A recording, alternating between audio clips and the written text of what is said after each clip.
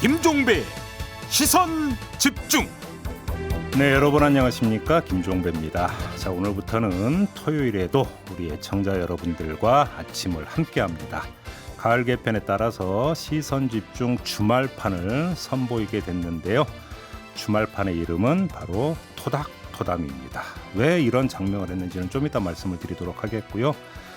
자, 지난 추석 특집 때 함께했던 전성원 황해문화 편집장 그리고 윤성은 영화평론가가 앞으로 저와 함께 토요일 아침을 책임져 주실 겁니다. 많이 기대해 주시고요.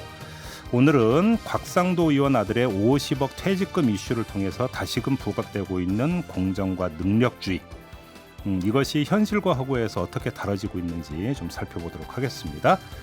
10월 2일 토요일 김종배의 시선집중 광고 듣고 시작합니다.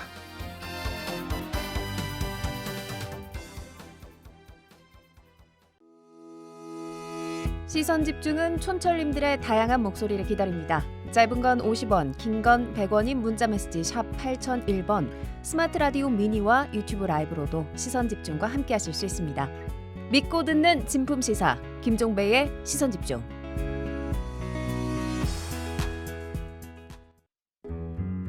아침을 깨우는 이슈 한 편 같이 들으실래요? 등 토닥이는 토요일의 이야기 토닥토담. 네, 제가 설명해 드리려고 했는데 벌써 이미 설명이 나와버렸네요. 토요일 그 주말판 이름은 토닥토담입니다. 다시 한번 소개를 해드릴 텐데요. 저와 함께 토요일 아침을 책임져 주실 두 분 소개해드리겠습니다. 국내 유일의 종합인문교양 개간지 황해문화의 전성원 편집장 모셨고요. 어서 오세요. 네, 반갑습니다. 그다음에 윤성은 영화평론가 모셨습니다. 어서 오세요. 안녕하십니까. 네, 우리 애청자 여러분들에게는 아마 이 두 분이 낯선 분이 아닐 겁니다. 지난 추석 특집 때 이미 한번 합을 맞춰본 바가 있었습니다. 이 가을 개편을 염두에 두고 추석 특집을 이용을 해서 또 합을 맞춰보는 이런 기회가 있었는데요. 이제부터는 정규적으로 매주 토요일 아침에 이 두 분과 이야기를 좀 나눠보도록 하겠습니다. 이제 첫 시작이니까 그래도 각오의 말씀을 한 말씀은 좀 들어봐야 될 것 같은데 우리 전성원 편집장님 어떠십니까? 방송에 임하시는 이 느낌이. 저는 늘 글로 사람들, 그러니까 독자들을 만나왔는데 이렇게 이제 청취자 여러분을 이렇게 말로 뵙게 돼서 사실은 매주 오는 것이 아마도 시험 보러 오는 그런 기분으로 네. 오게 될 것 같긴 한데요. 네. 열심히 해보겠습니다. 그래도 글보다는 말이 좀 더 쉽지 않을까요? 저는 개인적으로는 글이 조금 더 편합니다. 그래요. 익숙함이 있어서는. 네. 우리 윤성은 평론가님은 워낙 유명하신 분이고 또 말씀도 잘하시고 어떠세요?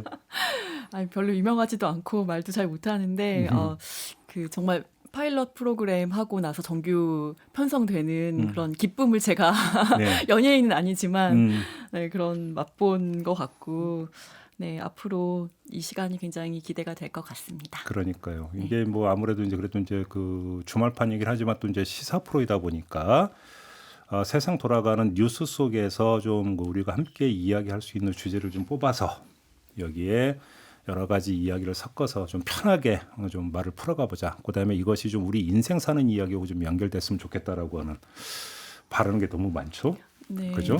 바라는 게 너무 많은 바람을 너무 많이 섞고 있는 것 같은데 아무튼 그래도 시작은 창대하게 해야죠. 네. 네. 끝은 미약하면 안 되는데 끝도 창대해야 되는데 아무튼 그렇게 토닥토담을 좀 시작해 보도록 하겠습니다. 아무래도 오늘 이제 이야기는 제가 먼저 좀 시작을 해야 될 것 같은데요. 저희가 오늘 첫 번째 주제로 좀 뽑아왔던 게 지금 뭐 최고의 한 이슈는 누가 뭐라 해도 대장동 개발 의혹 사건이고 네. 이것이 그러니까 세상 사람들의 어떤 눈길을 사로잡았던 결정적인 계기가 있었죠. 퇴직금 50억. 와, 5천만 원도 아니고 5억도 아니고 50억. 이 이야기 도대체 저게 가능한 이야기인가? 이러면서 그러니까 사람들의 어떤 눈길을 사로잡았고 수많은 이야기가 쏟아졌던 게 바로 이 뉴스인 것 같은데 아마 우리 두 분께 한번 그 뉴스를 딱 처음 접했을 때 느낌부터 좀 한번 여쭤보고 싶은데 그 뉴스 딱 보셨을 때 어떤 생각 드셨어요? 퇴직금 50억이라는 얘기 듣고? 일단 우리가 이게 프로그램명이 토닥토닥에서 토닥토담이잖아요. 네. 근데 이게 토닥거려주는 얘기보다는 등을 확 세게 후려치는 뒤통수로 후려치는 이야기로 토닥보다 이제 투탁이는 이야기로 말하는 투닥거리는 이야기로 시작하게 되는 것 같은데 열받죠. 한마디로 얘기하면. 네, 저는 그 전성환 편집장님은 저 딱 그 뉴스 봤을 때 잠깐만 내가 그럼 퇴직하면 퇴직금 얼마 받을까 계산부터 해보셨을 것 같은데. 저는 그걸 안 해봤는데 네, 그거 저희하고 해보나 마나 사실은. 한 해보나 퇴직금이라. 마나. 예, 제가 지금 개간 황해문화 이제 편집장으로 지금 25년 차 일을 하고 야, 있는데 좀 될 것 같은데 퇴직금. 네, 전혀 저희는 이제 시민문화재단이라 네. 그런 거하고 좀 거리가 먼데 혹시 또 중간 정산 받으시고 이랬던 건 아니에요, 아니에요. 전혀 그런 거 없고 일단 이거 보고 나서 이제 한번 검색을 해봤어. 예. 그 지식인에 검색을 해보니까 뭐든 이제 지식인에 물어보잖아요. 예, 예. 해보니까 노무사분이 답변을 했더라고. 우리 곽 대리님, 네, 예.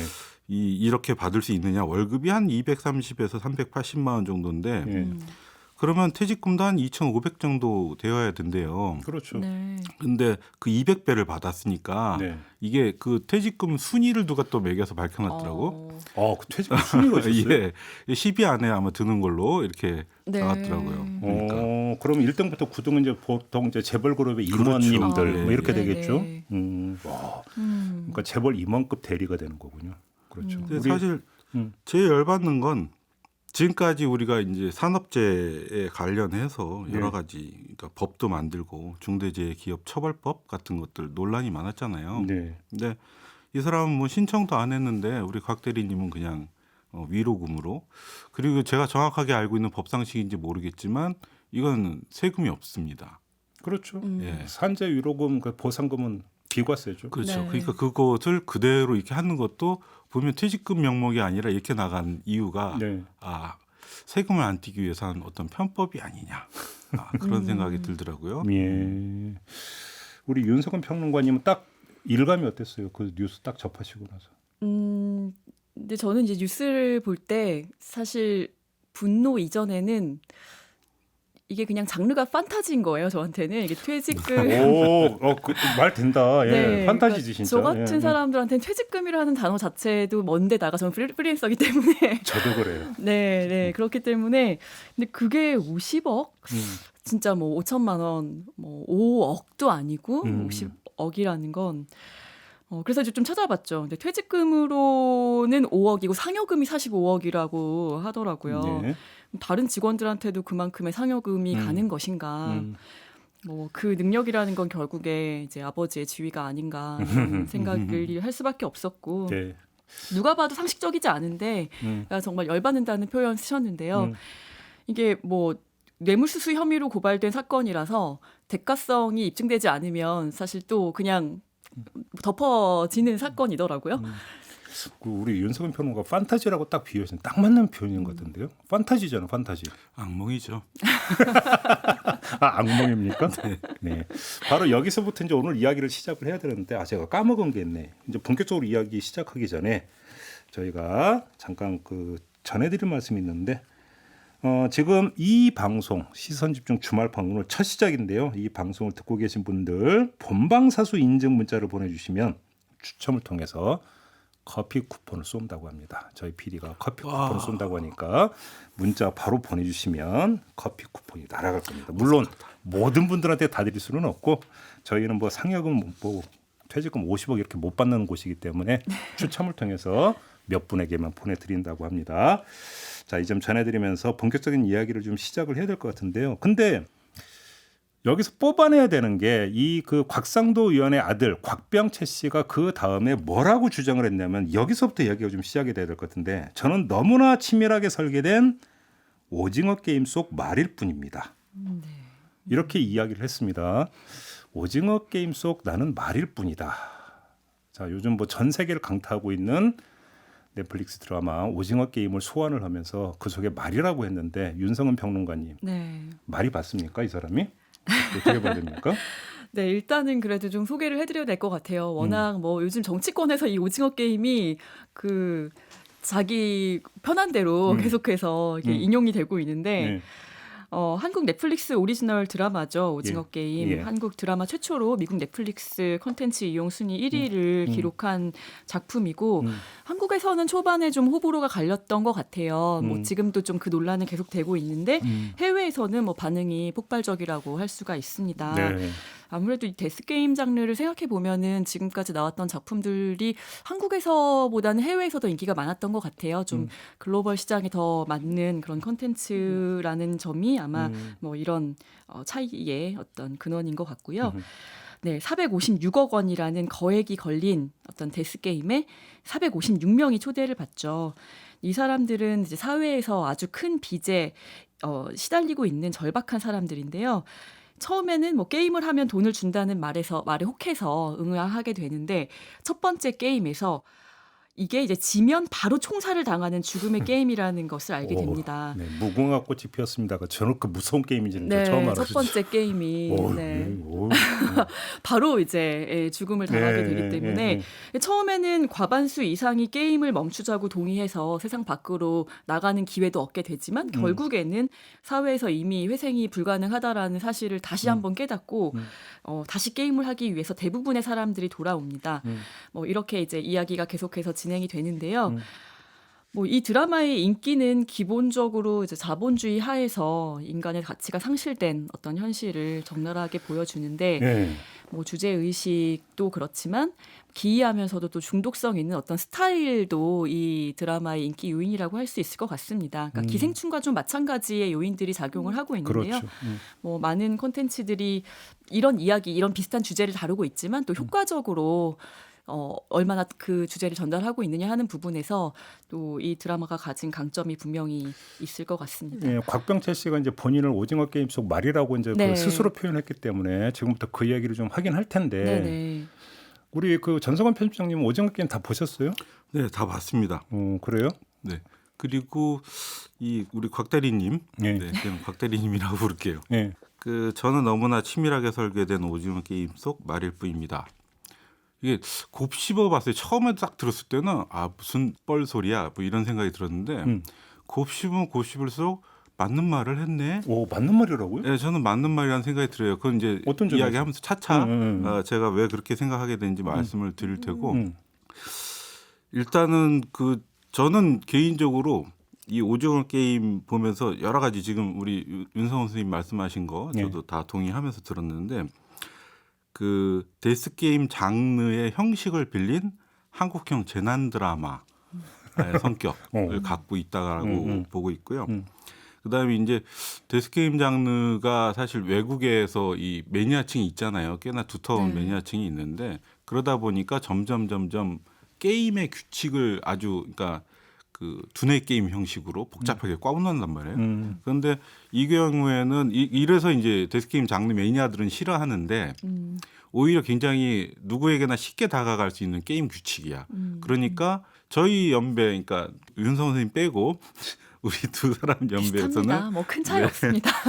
다 해본 오징어 그 가이상이라는 그 게임은 사실 남자들 위주로 많이들 네, 했던 맞습니다. 게임이거든요. 네. 그래서 그런 것 때문에 비판도 조금 있기는 있고 이 판 자체가 여성에게 불리한 판이고 여성 네네. 서사가 굉장히 맥락 없이 조금 들어간다는 식의 비판들이 있어서 그렇긴 한데 그와 같이 이제 그 폭넓은 저변의 인기를 그러니까 66개국에서 1위를 했다고 제가 들었는데 그럴 수 있었던 것들은 그 재난 지금 우리가 겪고 있는 코로나를 비롯해서 그 경제 위기까지 두루 아우르고 있는 그런 것들 때문에 먹히고 있는 게 아니냐 그런 생각이 들더라고요. 저는 그 드라마 보면서 느꼈던 게 이제 그 장르적 특성. 이 이제 전 세계에 어필하는 부분도 있지만 메시지 자체도 결국은 어찌 본다면 전 세계 공통적으로 겪고 있는. 그렇죠. 네, 그러니까 대한민국에서 이야기하는 이른바 을이라고 하는 벼랑 끝에 내몰려 있는 을들의 어떤 실태. 그것은 그러니까 생존에 처절히 몸부림치는데도 결코 빠져나올 수 없는 현실. 이것도 사실은 어찌 보면 세계 공통적인 현상이니까. 네. 이것들을 그렸기 때문에 결국 메시지에 있어서 공감도도 되게 높은 거 아닌가. 그럼요. 이렇게 네. 읽을 수 있는 거잖아요. 네. 그렇죠? 아까 이제 처음으로 돌아가서 곽상도 의원 아들이 곽 대리님이 치밀하게 설계된 오징어 게임 속의 말일 뿐이다 이렇게 얘기한 게 이 드라마를 보면은 이제 게임을 주최하고 기획한 주체들이 게임 중간에도 뭐 참가자들이 서로 싸울 수밖에 없게 유도한다든가 이런 것들이 나오거든요. 예. 뭐 그렇게 이제 교묘하게 참가자들의 숫자를 계속해서 줄여 나가는데 뭐 그 곽 대리님도 자신이 정치판의 희생양이라는 의미로 그렇게 어. 이제 사용했다고 보여져요. 잠깐만요. 그러면 조금 전에 우리 전성환 편집장님은 곱씹을수록 말이라는 표현이 맞더라라고 말씀하셨는데 네. 그럼 우리 윤성은 평론가님 지금 해석을 해주셨고 어떤 측면에서 그렇게 보시는 거예요? 저는 뭐 이게 이제 계속 어떤 공정성과 이제 우리가 그 경쟁의 네. 문제를 이야기하게 될 텐데, 그러니까 그 치밀하게 설계된 그렇죠. 이 화천대유와 대장동 개발 이 플랜 자체가 우리나라에서 이제 토지를 개발하는 과정에서의 벌어지는 일들 이런 것들이 사실 치밀하게 설계된 게임이죠. 네. 그리고 거기에서 자기가 그것이 이제 뭐 대가성이 있든 아니면 실제로 본인 말대로 뼈가 부스러지게 이렇게 열심히 일을 해서 그 대가로 받은 것이든 간에 예. 거기에서 말이라고 하는 건 자기는 아버지가 누구가 아니었으면 그걸 못하는 일이잖아요. 그렇죠. 그러니까 전체적으로 이 판 자체는 우리들도 지금 사실 이 세상 속 게임에서 말로서 활동을 하고 있고 이거는 뭐 마르크스가 말한 것처럼 권력자도 부자도 이 게임 속에서는 말이기는 확실히 말이죠. 다만 어떤 말이냐가 중요한 거지. 그러니까요. 근데 이제 그 본격적으로 좀 얘기를 시작해서 곽 대리를 다른 동년배의 직장인이라든지 이런 사람들하고 비교를 한다면 같은 말로 비교가 될 수 없는 네. 어찌 보면 이미 그거는 곽상도 의원의 아들이라고 하는 뒷배가 작용이 됐기 때문에 이 애당초 출발점부터가 불공정 게임인 네. 이렇게 해석을 해야 되는 거 아닐까요? 어떻게 그렇죠. 보세요? 그러니까 삼루에서 출발한 거죠. 그렇죠. 네. 그러니까 본인이 이길 수밖에 없도록 치밀하게 설계된. 그러니까요. 이미 말인데 문제는 똑같은 말이 아니다. 네. 이런 거잖아요. 그렇죠. 네. 그죠? 이렇게 놓고 본다면 모터 달린 말이고 곽 대리님은 그러니까 그 다른 어떤 뭐 20대, 30대 같은 경우는 전혀 그게 아니고 그죠? 말굽조차 제대로 갖춰지지 못한 그런 상태니까 공정한 게임이 될 수 없는 것이고 그러니까 내가 이 돈을 받은 것은 어떤 뭐 그 치밀하게 그 설계된 말로서의 역할을 충실했기 때문에 얻은 정당한 소득이다라는 이야기로 진짜 간다면 거기는 도저히 동의가 될 수가 없는 거잖아요. 그렇죠. 이거지. 그러면 여기서 오징어 게임이라고 하는 것들에서 공정이라고 하는 화두, 그다음에 공정을 그러니까 받쳐주는 능력주의라고 하는 어떤 이야기하고 매치를 시키면 곽 대리님의 말씀은 인정될 수 없는 이야기 아닙니까? 그러니까 말 자체로는 말이 맞는 말인데 여기서 말이 지금 두 가지가 등장하고 있어요. 네. 그런데 이걸 통해서 우리 사회에 어떤 불공정하게 짜여져 있는 게임의 룰을 살펴본다면 네 말도 맞는 말이다라고 이야기할 수 있는 측면이 있다는 이야기를 그렇죠. 한 거고요. 네. 이제 그 얘기는 이제 조금씩 해보자고요. 그렇죠.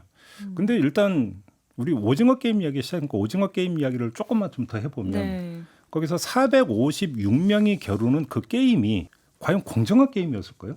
윤성 평론가 어떻게 보세요? 아까 이제 편집장님이 말씀하신 부분이 사실 이 게임이 뭔가 이런 종류의 다른 영화를 즐겼던 사람들에게는 좀 시시할 수 있다. 왜냐하면은 뭐 엄청난 두뇌 싸움이 등장하는 것도 아니고 예. 어떤 게임의 어떤 묘미가 아무래도 없는 측면이 있는데 그건 왜 그러냐면 이제 게임 자체가 어릴 때 하던 게임이다 보니까 룰이 굉장히 단순하고 이거는 어떤 부분에서는 굉장히 운이 많이 작용할 수 있는 그런 이제 게임들이거든요. 그러다 보니까 모든 사람이 다 공정한 그 출발선에서 출발을 하고 그리고 이제 어떤 능력주의에 따라서 그 상금을 얻게 되는 것 같지만 사실은 누가 더 운이 좋냐 에 따라서 결정되는 그런 부분이 굉장히 많고 또 이제 기본적으로는 예를 들어 같은 연령대에 뭐 정말 올림픽 게임을 하는 것처럼 같은 체급의 그런 사람들을 골라서 경쟁하는 것이 아니라 이미 여기서는 뭐 성별도 다르고 뭐 노인도 있고 그런 사람들까지 같이 이제 있기 때문에 뭐 어떤 노약자라든가 그 몸이 불편한 사람이라든가 그 사람의 어떤 그 이미 갖고 있는 지금의 신체적인 능력 같은 것들은 이미 다른 출발선에 있는 것이죠. 그게 이제 또 이 게임에 따라서는 어떤 게임에 따라서는 상당히 이제 유리하게 작용할 수도 있고 불리하게 작용할 수도 있고 그런 상황에 있어서는 뭐 완전히 그 100% 공정성을 유지할 수 있는 그런 게임들로 이루어졌다고 보기가 어렵습니다. 그러니까요. 전성환 편집장님은 어떻게 보세요? 이게 이제 공정성 담론 자체가 사실은 문재인 대통령이 취임하면서 기회는 평등하고 과정은 공정하며 결과는 정의로울 것이다. 그렇죠. 이런 이야기를 하면서 사실 우리 시대의 화두로 이 공정성이 이제 크게 부각이 됐는데 그러고 나서 이제 곧바로 인천국제공항공사 인국공을 방문해서 비정규직을 이제 정규직화하겠다 예. 이런 이야기를 하셨었죠. 근데 대통령 취임사에서 그런 이야기가 나왔다는 건 이미 우리 사회가 해결해야 할 시급한 과제라는 의미예요. 그랬을 때 그 이준석 씨가 이제 그 당 대표가 되는 과정에서도 사실은 마치 공정의 아이콘처럼 이렇게 떠올랐잖아요. 네. 근데 여기서 말하는 그 이준석류의 절대적 어떤 그러니까 능력주의, 메리토크라시에 의지해서 모든 것을 능력으로 게임을 한다 했을 때 아까 윤성원 선생님도 말씀하셨지만 그 게임의 어떤 규칙이라든지 이런 것들이 운이 작용하는 부분도 있고 그다음에 이제 남성 위주로 힘을 쓰는 게임으로 되어 있고 이미 이제 기울어진 운동장을 표상하고 있는 측면도 있죠. 네. 그 게임이. 그럼에도 불구하고 이제 오징어 게임에서 보면 그 게임 주최 측, 그러니까 게임의 최고 관리자가 미리 어떤 게임을 진행할 건지 알려주는 사람을 적발해서 이제 죽이죠. 네. 죽이면서 이런 얘기를 해요. 바깥 세상에서 불평등과 차별에 시달려온 사람들에게 평등하게 싸워서 이길 수 있는 마지막 기회를 주는 거야. 그런데 너희들이 그걸 망쳤어. 라고 하면서 네. 이러면서 이제 오징어 게임은 뭐 절대적 공정 내지는 능력주의. 그러니까 이거는 이제 이준석 대표류의 네. 그와 같은 이제 절대적 능력주의를 사실 저는 비유하는 거라고 생각을 해요. 그런 비유 자체가 어디에서도 절대적 공정이라든지 절대적 평등이라는 건 사실 유토피아가 아닌 한 성립될 수가 없는 성립될 수가 없는 것이거든요. 그러니까요. 그렇기 때문에 우리가 이제 어떤 사회적 약자라든지 이런 분들에 대한 어떤 그래도 불평등을 조금이라도 해소하기 위한 여러 가지 이제 그 법률을 만든다든지 아니면 조건을 만들기 위해서 노력을 하고 있는 건데 거기에서 아마 오징어 게임을 바라보는 사람들의 재미가 발생하지 않을까 그런 생각이 들더라고요. 그러니까요. 이제 오늘 본격적인 이야기가 좀 시작이 되는 것 같은데 결국은 공정 그리고 또 거기서 따라붙는 능력주의라고 하는 것들이 정말 온당한 이야기인가? 어찌 본다면 이것에 대해서 한번 문제 제기를 하는 드라마가 또 오징어 게임일 수도 있겠다. 그렇죠. 이런 생각이 좀 들어요. 이 얘기를 좀 이제 본격적으로 더 나눠봤으면 좋겠는데요. 잠시 전하는 말씀을 듣고 좀 본격적인 이야기를 좀 들어가 보도록 하겠습니다.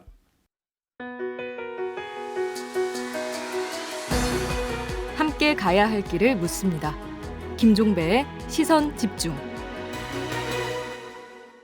네, 김종배의 시선 집중 2부 시작하겠습니다. 개편에 따라서 이번 주부터 매주 토요일도 여러분들과 함께하고 있는데요. 토요일은 토닥토담으로 꾸며드리고 있습니다. 윤성은 영화평론가 그리고 전성원 황해문의 편집장 두 분과 함께하는 토닥토담 시간인데요. 저희가 조금 전 1부에서 영화 오징어 게임 이야기를 하면서 이제 거기서 도출될 수 있는 공정, 능력주의 이 이야기를 좀 이제 시작을 했는데 얘기를 좀 이어갔으면 좋겠어요. 조금 전에 그 전성원 편집장 같은 경우는 유토피아가 아니고서는 절대적 공정이라고 하는 것들이 과연 성립 가능한가? 이 문제를 제기를 했는데 그 영화를 보면은 그 자체가 나오죠. 그래서 456명 모두에게 공정하게 어떤 그 게임에 참가할 수 있는 기회는 부여를 했지만 어떤 뭐 그 예를 들어서 여성이냐 남성이냐 또 사전에 정보를 알고 있느냐 알고 있지 않느냐에 따라서 과정이 절대로 공정할 수 없는 게 거기서 그대로 드러나는 것 아니겠습니까? 그렇죠. 그잖아요. 근데 어찌 본다면 그 오징어 게임에서 묘사하고 있는 그 자체가 현실의 축약판 네. 이렇게 봐야 되는 거 아니겠습니까? 이렇게 놓고 본다면 과정의 공정만 강조하기 이전에 과연 기회는 평등할 수 있겠는가? 뭐 기회는 평등할 수도 있겠죠. 그냥 어찌 본다면 형식적으로는. 근데 조건이 평등하지 않으면 기회의 평등한 게 또 무슨 의미가 있는가라는 이런 이야기도 연결이 될 수 있는 거 아닌가요? 이렇게 놓고 본다면 그 결과는 능력에 따른 소산이다라는 이야기는 강변일 수밖에 없는 거 아닙니까? 전성훈 편집장님. 그러니까 지금까지 우리 사회에서 이제 공정담론이라는 것이 나오고 그것이 소비되는 형태를 보면 되게 이제 여성하고 청년 등 이게 어떤 약자에 대한 사회적 배려를 두고서 그러니까 한 계층 특히나 이제 그 같은 청년 계층 내부에서 남성과 여성 사이에 여성에 대한 어떤 뭐 더 여성을 우대하는 식의 정책이 아니냐 네. 이런 식의 이제 비판이 계속 있어왔고 그런 비판을 이제 자기 것으로 이렇게 내면화한 이른바 2대 남들이 절대적으로 어떤 뭐 그게 꼭 절대적인지는 잘 모르겠습니다만 이준석 류의 어떤 공정주의 담론에 대한 지지를 보냈다. 네. 예, 그것이 지금까지의 분석이었는데 그런데 그 말 자체를 어떻게 보면 그러면 이준석류의 공정주의 담론이 보여주는 최종판을 내가 한번 보여줄게 하고 보여준 게 오징어 게임 같아요. 그래 우리 다 계급장 떼고 나이 떼고 못 떼고 한번 그럼 붙어보자 네. 해서 붙어보니까 결국에는 외국인 이주 노동자는 그 문화를 익숙하게 알 수 없기 때문에 그러니까 게임도 사실은 그 놀이가 문화잖아요. 그러니까 그 문화에 대한 이해가 없으면 사실 어려운 거거든요. 그쵸. 우리에게는 너무나 당연하고 쉽고 어려서 어른들로부터도 듣고 뭐 이런 것들이 있지만 그러니까 외국인 노동자가 뒤통수 치는 거 아닙니까? 그렇죠. 그런 것들도 어떻게 보면 이제 그걸 소수자에 대한 뭐 비하다, 혐오다 이렇게 이야기하시는 분들도 계신데 제가 거기에 대해서 전적으로 동의하기 좀 어려운 게 이 부분에서는 오히려 이게 리얼리티라는 네. 거예요. 저도 그렇게 봤거든요. 네. 이거를 왜 그러니까 이걸 혐오로 읽어야 되나 싶은 생각이 좀 들긴 하던데. 저는 이제 리얼리티로 본 건 맞고 이제 제작진의 어떤 의도는 거기에 있는데 조금 너무 전형적이다. 너무 그건 있어요. 외국인 납작하다고 노동자를 얘기하죠. 예, 그리는 방식은 뭔가 너무 착하고 순박해서 이렇게 당하는 뭐 그런 어리숙한 사람으로 그린 거는 조금 아쉬운 부분은 있었습니다. 그러니까 그렇게 해서 어떤 이대남들 이른바 이제 그 젊은 청년층 남성들의 불만을 가지고서 역차별을 야기했다 이걸 부추기면서 애초에 구조적으로 공정한 경쟁이 불가능한 시스템인데 마치 그와 같은 뭐 무조건 우리 능력을 한번 붙어봅시다 이런 식으로 이야기한 것이 먹혀서 그런 분위기가 되고 있는 건 굉장히 위험하죠. 왜 학교 다닐 때 다 그런 공부 하잖아요. 사회계약론, 로스의 그렇죠. 사회계약론. 예. 네. 거기서 보면 이제 맨 처음에 나오는 게 이제 그 만인 대 만인의 투쟁에서 어떻게 우리가 이것을 조금이라도 문명화시키기 위해서 사회계약이라는 일종의 게임의 룰을 정하는 거예요. 그렇죠. 오히려 보호 차원에서 그렇죠. 생명과 재산의 보호 차원에서 그런- 국가라고 하는 보호막이 필요하다 이런 거잖아요. 그런 식으로 해서 우리가 이제 나의 자유의 일부를 이제 공동체 국가에게 이제 그 주는 대신에 국가는 나에게 보호를 네. 제공하는 걸로 이렇게 되어 있는 게 사실은 자유주의의 기본이죠. 네, 리버럴리즘의 기본인데 이것이 점점 이제 일종의 그것이 이제 메리토크라시와 결합돼서 같이 가다가 점차 세습이 된단 말이에요. 그 능력이 능력을 이제 그 3루부터 게임을 할 수 있는 사람으로 세습이 되면서 세상이 기울어지고 운동장이 되고 있는 거죠. 그렇죠. 그러니까 이 게임의 룰을 어떻게 체인지할 것이냐 이걸 두고 정치권이나 어떤 시민사회가 계속해서 요구하고 있는 거잖아요. 네. 그러니까 저는 오징어 게임을 보면서 인상 깊었던 장면 하나가 쉽게 말하면 그 게임 참가자들이 악의 다툼이 벌어지지 않습니까? 그 자체도 하나의 어떤 뭐냐면 게임이고 능력으로 간주를 하면서 개입을 안 하잖아요. 네. 저는 그 장면을 보면서 어떤 생각을 했냐면 이른바 시장 그 만능주의자들이 있어요. 그러니까 그거는 결국은 너희들이 공정한 어떤 환경 속에서 그 경쟁을 한 결과는 너희들이 온당히 책임을 져야 되는 거니까 그렇죠. 그거에는 국가는 간섭하지 않는다. 네. 개입하지 않는다. 그 자유주의의 기본인 거예요. 그러니까. 계약을 했잖냐? 그럼 계약대로 가야지라는 거거든요. 근데 계약이라는 게 이제 예를 들면 노동조합이나 어떤 노동자 각각의 개인이 과연 국가나 기업이나 이런 거에 비교했을 때 얼마나 그 평등한 조건에서 공정한 조건에서 그 계약에 사회적 계약에 응할 수 있는가. 그렇죠. 그렇기 때문에 이 사람들은 이제 뭐 예를 들면 뭐 노동조합을 결성한다든지 연대하는 건데 거기서도 연대가 불가능하게 계속해서 이 사람들을 교란시키잖아요. 오징어 게임 안에서도. 그러니까요. 계속 이 위에 있는 돼지 저금통에 돈을 떨어뜨린다든지 아니면은 뭐 다른 형태로 유혹을 한다든지 이런 식으로 계속해서 이 사람들 쥐고 흔들면서 연대를 못하게 만드는 거니까.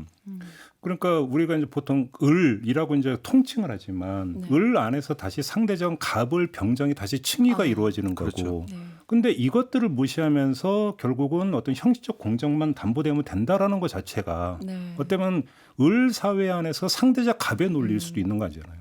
그것이 동의합니다. 결국은 네. 그 조폭 출신 누구예요? 그 친구로 상종화되고 이런 거 아닙니까? 네, 그러니까 그쵸.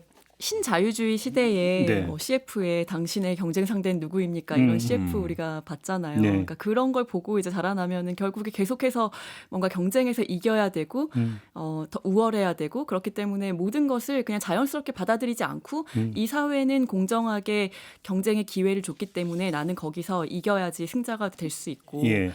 어떤 존경을 받을 수 있고 돈을 많이 벌 수 있고 이제 이런 가치관을 우리가 갖고 그 살아가게 됐는데 네. 어떻게 보면은 저는 그런 생각을 해요. 저는 이제 개인적으로 이제 신앙이 있는데 종교가 있는데 그 신이 공평한가 하는 질문이 네. 근본적인 질문을 던지죠. 네, 근본적인 질문으로 들어갈 수밖에 없죠. 예. 굉장히 철학적인 부분이잖아요. 뭐 그렇죠. 정의란 무엇인가, 공정성이란 무엇인가. 근데 보면은 우리가 타고 태어난 것들이 일단 다르잖아요. 유전적으로.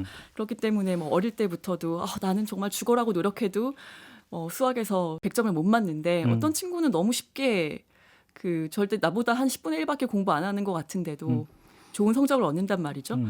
그런 건 이제 어느 정도는 저는 타고난 어떤 유전적인 그 재능이라고 생각을 하고 뭐 좀 더 쉬운 걸로 표현을 하자면은 뭐 우리가 외모에 대한 요즘 발언 못하게 하잖아요. 전혀 뭐 예쁘다, 잘생겼다, 뭐 예뻐졌다 이런 말 하면은 굉장히 범죄시 되는데 네. 어쨌든 간에 그런 말을 하지 않는다고 해서 판단하지 않는 것은 아닙니다. 속으로는 다 판단하죠. 그렇죠. 근데 어쨌든 간에 그런 것들도 제가 뭐 한동안 굉장히 뭐 얼짱, 몸짱 이런 말들이 이제 유행했을 때부터 이제 관심을 갖고 책을 읽어봤는데, 그러니까 미모라는 것도 남성이든 여성이든 예로부터 재능이었거든요, 하나의. 네, 그건 재능이고 그렇기 때문에 그것 때문에 사실은 뭐 배우 혹은 이제 미디어 매체에 많이 노출되는 그 외모들이 있잖아요. 우리가 선호하는 외모들이 있단 말입니다. 네. 최근에 그걸 자본으로 네. 이제 이야기를 그렇죠, 하죠. 그렇죠. 그것도 하나의 뭐 그 타고난 자본이 될 수 있는 거예요. 그렇죠. 근데 이제 그거를 그런 직업을 갖고 싶은데 못하면 또 그거를 이제 뭐 요즘에는 의학이 많이 발달했기 때문에 뭐 그런 것을 고쳐서 또 업그레이드 시킬 수 있는 것이고 뭐 이제 이런 식의 어떤 타고 태어난 것들에 대해서 우리가 불공평하다고 느끼는 것들이 분명히 있는데, 그런데 이제 그런 거는 유전적인, 제가 말씀드린 건 좀 유전적인 부분이었는데, 그런데 자본주의라든가 어떤 이 정치 체계라든가 이런 것들은 인간이 만든 거잖아요. 이거는 우리가 얼마든지 그래도 개선을 통해서 이게 공정하지 않다고 생각하면 바꿀 수 있는 것이고, 그런 부분에 있어서 이제 우리가 그 처음에 그 화두를 꺼냈던 그 곽 의원 아들의 그 퇴직금의 그 액수는 뭔가 거기에는 엄청난 메커니즘이 있을 것이고. 그러니까 아마 그 곽 대리는 그렇게 생각할 수 있겠죠. 내가 이 회사 들어갔고 나만 성과급 받았냐. 지금 그 뒤에 나오고 있는 뉴스를 보면 작년 6월쯤에 이제 최소 5억 이상의 성과급 계약을 다 맺었던 것 같고, 뉴스를 종합을 해보면. 네. 그래서 이제 그 뒤에 퇴직한 게 나라 그걸 받은 것뿐인데 왜 나만 갖고 그래? 네. 아마 이런 심리가 있는 것 같아요. 네. 곽 대리의 심리에는. 그래서 다른 사람도 받을 거고 전무라고 하는 사람 뭐 100억 이런 이야기가 나오는 거 보니까. 그런데 근데 곽 대리가 모르는 건 한 가지가 있는 것 같아요. 그러면 당신과 비슷한 사람이 그런 기회에 접근할 수 있는 여지가 있었는가를 한번 되돌아봐라 라고 했을 때는 뭐라고 대답을 하겠어요? 그럼 당신이 곽상도 의원의 아들이 아니었다면 당신은 그런 기회에 접근할 수 있었을까? 없었겠죠. 그러니까 근데 부모도 경쟁력이라는 걸 너무나 당연하게 생각하고 그렇죠. 그걸 내면화하고 있기 때문에 그런 말이 나올 수 있는 거죠. 그러니까 뭐냐면 출발선이 같다라고 하는 거에 대해서 심리적 출발선이 서로가 다 다른 거예요. 네. 관찰자 입장에서는 출발선이 뭐 이렇다 저렇다 이야기할 수 있을지 모르지만 당사자 입장에서는 내 출발선이 다, 그러니까 남들도 다 똑같은 출발선이라고 착각을 하고 있는 것 같아요. 그러다 보니까 종착점에서 나오는 결승점은 내가 열심히 달리기 한 결과로 다 간주가 되어버리고 거기서 나 잘났어 이렇게 가는 거 아닙니까? 이것이. 네, 한국의 어떤 뭐 고질적인 학벌주의 이런 것들 때문에 사실 예전에는 뭐 개천에서 용 난다라는 말이 있었지만 지금은 도저히 개천에서 용이 나올 수 없는 환경이라고 해요. 네. 뭐 지금도 뭐 드라마라든가 이런 것들 보면은 그 자녀들을 인류대 보내기 위해서 정말 범죄를 저지르는 그런 그 부모님들의 이야기가 나오는데 사람들이 뭐 막장이라고 욕을 하면서도 보는 이유는 어느 정도는 그래도 그것이 리얼리티를 담고 있고 그런 욕망이 스카이캐슬. 있기 때문이라고 생각하거든요. 계속 나오고 있습니다. 뭐 펜트하우스라든가 이런 드라마들이. 그렇기 때문에 그런 만약에 그것이 그냥 정당하다면 돈이 있으니까 그 정도로 좋은 뭐 교육을 시킬 수 있고 그래서 인류대에 보내는 게 뭐가 나쁘냐, 나쁜 건 아니지만 그렇기 때문에 농어촌 뭐 자녀들에 대한 어떤 우대 같은 것들이 필요한 것이고 네. 그렇게 우리가 그런 것이 공정하다고 생각하기 때문에 그런 것이 공정한 기회이고 출발선이 될 수 있다라고 생각하기 때문에 자꾸만 바꿔 나가려는 거라고 보고 있어요. 그렇기 때문에 거기에 대한 어떤 질문을 진짜 이 오징어 게임에서 그렇다면 출발선이 그 똑같은 건 과연 절대. 공정한 것인가? 결국은 그런 것 같아요. 이렇게 놓고 본다면 오늘 우리가 이제 이야기를 시작하면서 처음 했던 나는 치밀하게 설계된 오징어 게임의 말일 뿐이었다라고 하는 이야기가 성립되는 이야기인가? 별로 솔직히 이제 별로 동의가 되기 힘든. 물론 그것도 이제 아까 이제 두 가지 차원에서 어떤 그 바라볼 수 있는 부분이 있다라고는 이야기를 했지만 뭐 거기에 대해서는 일정하게 좀 이제 공감대가 형성이 될 수 있지 않을까. 근데 저는 그게 옳고 그러니까 그 곽대리가 그렇게 이야기한 게 옳으냐 그러냐라고 하는 판정자의 입장이 아니라 곽대리의 그런 사고 구조가 그런 곽대리의 그런 사고 자체에서 또 하나의 현실을 읽을 수 있는 게 아닌가. 저는 그걸 한번 좀 주목해 보고 싶었던 거거든요. 그 사람은 그냥 그 모면하기 위해서 어떻게 둘러댄 게 아니라 본인 스스로는 좀 그렇게 믿고 있는 거 아닙니까? 네. 본인의 그 말투 자체는 억울하다라는 그러니까요. 표현이잖아요. 어찌 보면 가장 현실 집약되어 있는 게 바로 그거 아닌가요? 자기는 그렇게 믿고 있는 거잖아요. 지금. 그러니까 IMF 외환위기 위에 이제 신자유주의 사회가 이제 오면서 우리 스스로가 어느 순간부터 우리를 인간이 아니라 인적 자원으로 이렇게 간주하는 게 생겼어요. 그러니까 휴먼 캐피탈이라고. 그래서 이건 뭐 제가 갑자기 만들어낸 말도 아니고 오래된 말이에요. 그리고 우리가 보면 이제 교육부가 교육 인적 자원부 막 이런 식으로 명칭이 바뀐 적도 있었고, 그래서 늘 이제 자기 개발에 매진하고 이거는 이제 그 곽 대리님의 경우가 아니고 모든 을들이 다 이제 그런 형태로 자기 개발은 좋은 거죠. 근데 자기 개발에 매진해서 그걸 내 시장 가치, 그러니까 한마디로 말해서 몸값을 올리기 위해서, 몸값을 올린다는 건 아까 456억. 한 사람이 죽을 때마다 한 사람을 경쟁자를 도태시킬 때마다 자기 몸값이 오른다라고 이제 생각을 하는 거야. 그렇죠. 그러니까 뭐 학원 광고에서 보면 뭐 네 옆에 있는 게 뭐 친구로 보이니 뭐 이런 식의 그런 괴담이죠. 예. 그런 거를 끝없이 자기를 올리려고 하는 인간이 뭐냐면 결국 기업가형 개인이 되는 거죠. 내 자신을 내가 운영하는 거야. 그렇죠. 내가 하나의 움직이는 기업이야. 그렇죠. 그게 최종화된 것이 어찌 보면 이제 프리랜서일 수도 있는데 이게 모두가 다 사실은 자기를 프리랜서로 생각하는 거예요. 그리고 이제 그 꼭 프리랜서가 좋은 게 아니라는 건 우리 경험해 봐서 알잖아요. 아무런 보장도 없는데 내 노력 하나로 먹고 살아야 되는데 그것이 지금 우리 사회의 게임의 룰이 그렇게 바뀌었죠. 그렇죠. 누가 평생 직장의 개념을 갖고서 일을 하는 사람이 어디 있어요. 그러다 보니까 그런 사회 풍토 속에서 다 살고 있는데 그 이정재 씨가 이런 얘기를 하잖아요. 사람은 믿을 만해서 믿는 게 아니고 기댈 데가 없으니까 그나마 우리가 기대지 않으면 기댈 데가 없으니까 믿는 거다 얘기를 하는데 제가 앞서서 이제 그 곽 대리의 그 이야기에 어느 정도 저는 동의한다. 곱씹을수록 네 말이 맞는 말 같다라는 생각이 들었다고 이 말씀을 드려서 오해하시는 분이 계실 것 같은데 다시 풀어주신다면. 네. 이게 사람을 믿고 안 믿고의 문제를 떠나서 그러니까 화천대유의 구조적인 문제에 대해서 좀 얘기할 필요가 있을 것 같아요. 그러니까 성남시 그 대장동 개발 사업이 어쩌면은 이제 완전 민영 개발에서 최소한의 공영 개발로 전환했어요. 그렇죠. 예. 민관 공동 개발. 예, 민간 공동 개발로 해서 일부 이제 택지하고 그 개발 주체, 그러니까 공공 주체한테 조금이라도 더 환수될 수 있도록 한 거예요. 그러니까 그렇게 노력한 결과죠.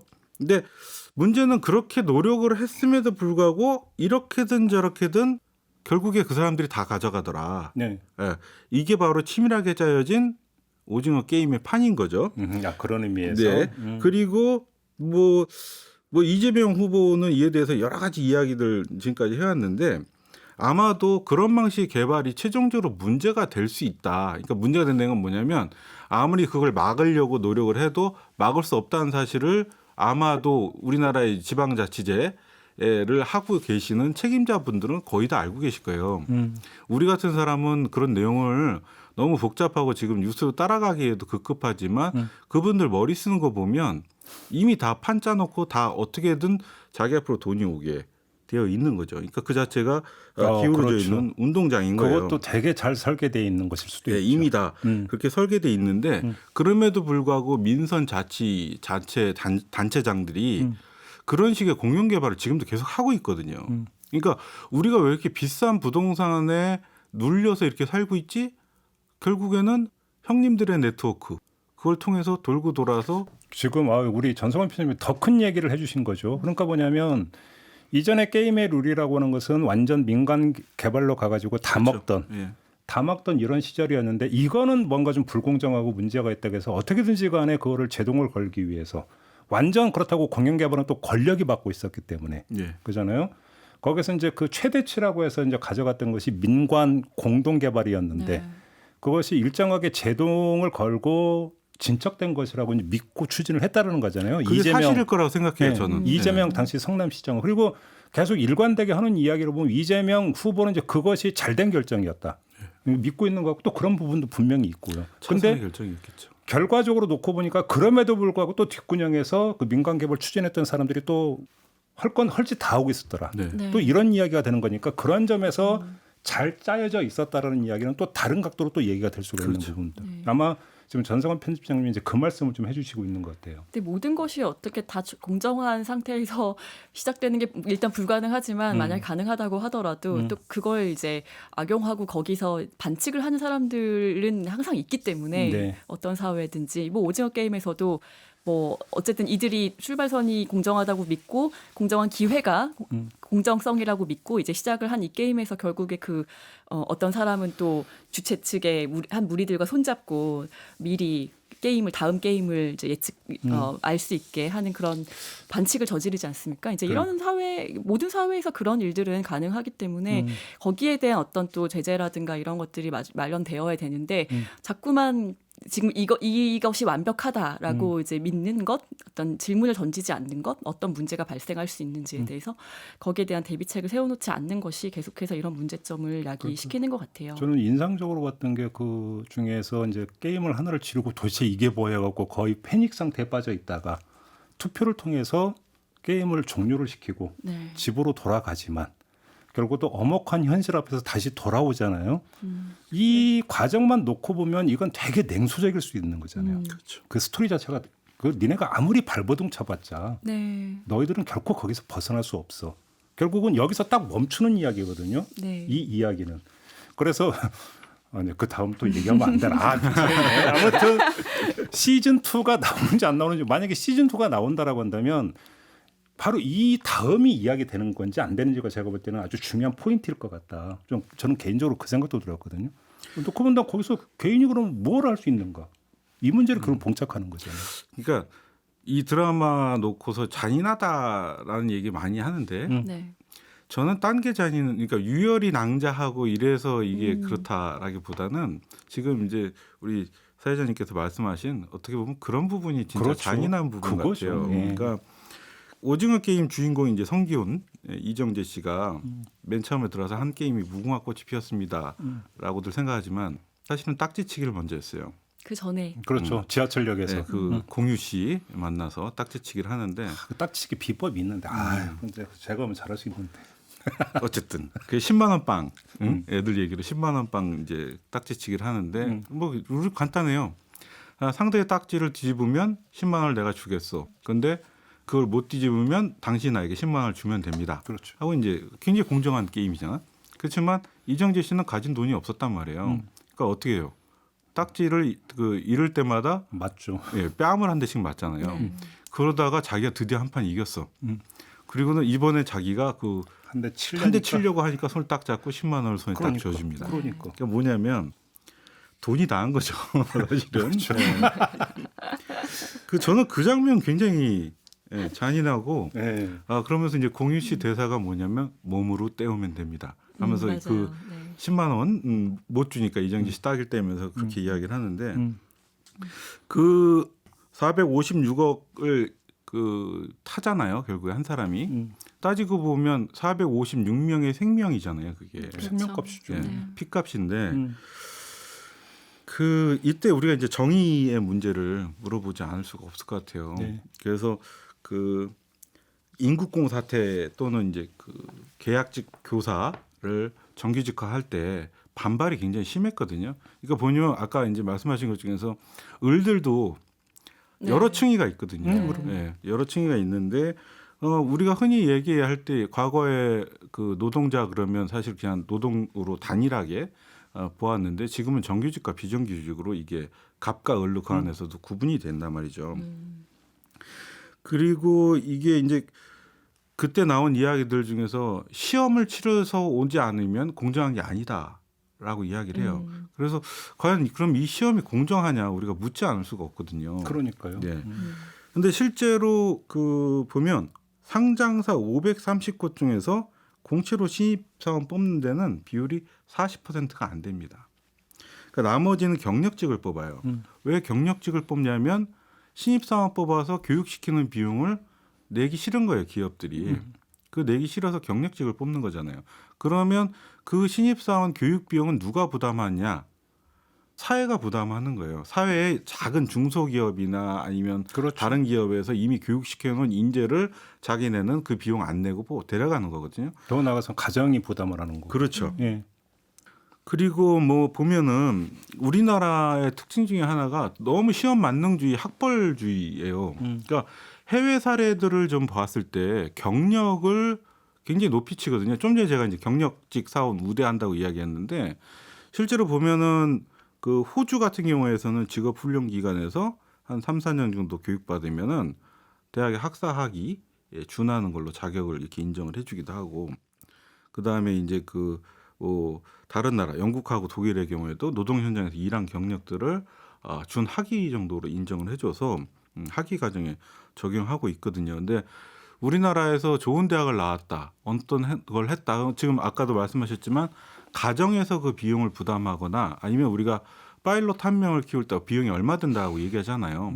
마찬가지로 대학생 한 명 키우기 위해서 우리 사회가 세금으로 주는 등록금이나 이런 것들이 있는 거죠. 그러니까요. 참 아무튼 이 오징어 게임은 현실을 참 리얼하게 담은 그런 드라마다라고 하는 데는 이견이 좀 없는 것 같고요. 근데 문제는 이 드라마에서 결국은 우리가 물어야 되는 것은 공정하지 않다라는 것은 충분히 알겠는데 그러면 정의가 뭐냐? 사실 이거에 대해서는 한번 좀 물어봐야 되는, 우리가 그러면 구현해야 되는 정의가 뭐냐에 대해서 좀 물어봐야 되는 이런 메시지를 던지고 있는 드라마가 아닌가 싶은 생각이 들고요. 그것이 결국은 현실 사회에서 나와서 이제 다시 마주하고 있는 대장동 개발 사업, 거기에 등장하시는 곽 대리님을 통해서도 한번 물어봐야 되는 사안이 아닌가 이런 생각을 좀 하면서 오늘 토닥토담 첫 시간은 좀 이제 마무리를 해야 될 것 같네요. 우리 윤성은 영화평론가, 전성원, 황혜원의 편집장님 두 분 수고하셨는데 어떻게 처음 어떠셨습니까? 괜찮으셨나요? 아무래도 첫 방송은 좀 용서해 주시길 바랍니다. 이렇게 이제 합을 맞춰가는 거겠죠. 네. 자, 두 분 수고하셨습니다. 네, 감사합니다. 감사합니다.